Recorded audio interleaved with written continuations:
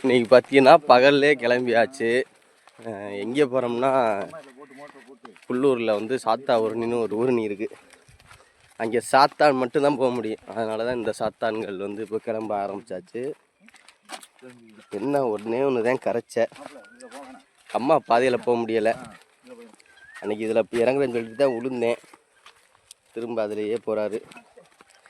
ஆமாம், போவோம். சாத்தான் ஊரணிக்கு இந்த சாத்தான்கள் என்ன கிடைக்க போகுதுன்னு தெரியல. நீண்ட தூர பயணம் மக்களே. உங்களுக்காக தான் இவ்வளவு நாங்கள் சிரமப்பட்டு பல வேலைகளை விட்டுட்டு இந்த வேலையை பார்க்குறோம். ஏன்னு கேளுங்க, ஏன்னா எங்களுக்கு வேலையே இல்லை. அதனால் நாங்கள் வந்து என்ன பண்ணுறோம்னா போய்கிட்டு இருக்கோம். அவருக்கு நிறைய வேலை இருக்குது. யாருக்கு வந்து பேட்டா கிட்டா வேணும்னா அவர்கிட்ட கேட்டுக்கலாம். ஆமாம், அவர் வந்து இப்போ டைல்ஸு கடைங்க இப்போலாம் ரேட்டை ஏற்றி விட்டாங்களாம். அவர் அந்த வைத்தறிச்சலில் திரிகிறாப்புல. காலைல நாங்கள் போன அடிச்சுங்க அதை சொல்லி எங்களை திட்டுறாப்புல. அது ஒன்றும் சொல்கிறதுக்கு இல்லை. இவர் வலையை தூக்கிட்டு போகிறாரு, விரும்பாண்டி மாதிரி போகிறாரு. என்ன நடக்க போகுதுன்னு தெரியல, பார்ப்போம். ஆமாம், நெருக்கி வந்தாச்சு. இங்கே மடகருப்பா கோயில் வந்தாச்சு. ஐயோ, காலில் முள்ளுனே. இங்கிட்ட ஒரு மாடு, இங்கிட்ட ஒரு மாடு போகுது.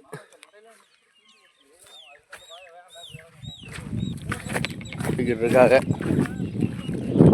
இங்கே பார்த்தீங்கன்னா நம்ம ஊர் நல்ல ஊருங்க.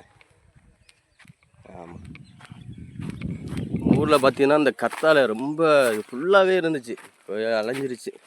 இந்த கத்தாழை என்னன்னு தெரியுதா? வம்சம் படத்தில் கத்தி குத்தில் சார் கத்தாழை குத்துன்னு சொல்லுவாங்கல்ல, அந்த கத்தாழை தான் இது. ஆமாம், அவ்வளோ இருந்துச்சு, ஃபுல்லாகவே இருந்துச்சு. எப்படி அழிஞ்சிச்சு எது அழிஞ்சிச்சுலாம் தெரியலை. ஆனால் அழிஞ்சிருச்சு. ஆனால் அந்த வம்சம் படம் டயத்துலனா இந்த கத்தாழையை வந்து சின்ன வயசில் பிடிங்கிக்கிட்டு விளாண்டுக்கிட்டு ஊருக்குள்ளேயே ஒரு பையன் வந்துருச்சு. ஆமாம், நீ யாரையும் குத்திட்டு வருவான் சின்ன பையிலே அப்படின்னு. அதோட பாதி அழிச்சாச்சு. அந்த மரத்தை இருந்து ஒரு கீரை வந்த தூரில் முளைச்ச கண்ணு தான் அந்த கண்ணு. அது மட்டும் இல்லை, அந்த தனியாக ஒன்று நிற்கிது. தனியாக ஒரு மரம் இருக்குது பார்த்தீங்களா? அதுவும் அதே கதை தான். அந்த மரம் அதோட விழுதுல முளைச்சது. அந்த மரம் வந்து அதோட விழுதுல முளைச்சது. இந்த மரம் அதோட தூரில் முளைச்சது. இதோட தூரில் முளைச்ச கண்ணு தான் இந்த கண்டு. ஆனால் இது ஆணு மரம், ஆறா பெண்ணு. இந்த மரம் எப்படின்னா, இதில் தான் ஆட்டுக்கு கொலை வெட்டி போடுவான். அந்த மரத்தில் வெட்ட மாட்டோம். இந்த மரத்தில் ஆட்டுக்கெலாம் கொலை வெட்டி போடுவான். கண்ணுக்குட்டி பிறந்தா இளங்குடி வந்து இதில் தான் கட்டுவோம். இந்த முள்ளுக்குள்ளே போய் தான் அந்த பாருங்க, அந்த இளங்குடி அதுக்குள்ளே தான் கட்டுவோம். போகிறோம், இந்த வழியாக தான் போகிறோம். மீன் பிடி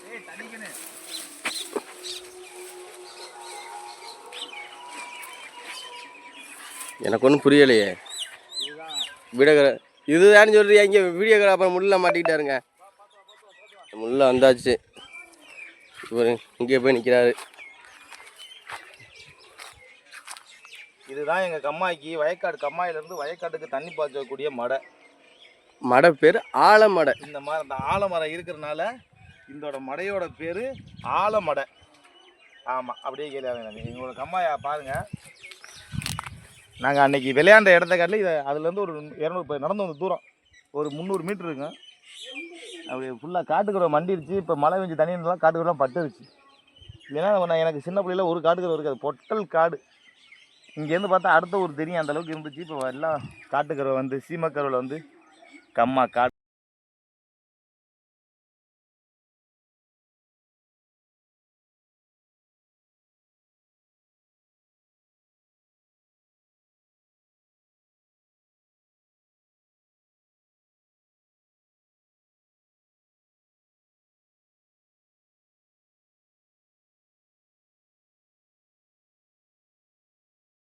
அப்பா சரியான நடகாய் முடியலை, இலக்கிது.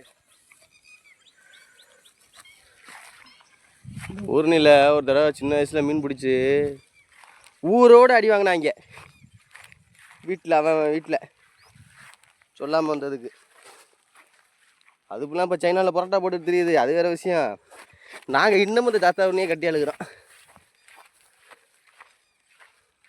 தயாராகிற வெப்பன்ஸ் அரை கிலோ கரெக்டாக வெயிட் பண்ணிட்டு இருக்க. நாங்கள் எடுத்த மீன்களோட மொத்த வீடியோ போகிறேன். இந்த பாருங்க, நான் ஒரு மீன் எடுத்து இருந்தோம். பல்லக்குல ஏமவுசு பஞ்சம் பசி பாக்கையிலும் அள்ளி தரும் பூ மனசு 10 தல ராவணனா பாஞ்சி வரும் போர் முரசு மெட்டெடுத்து பாடையிலே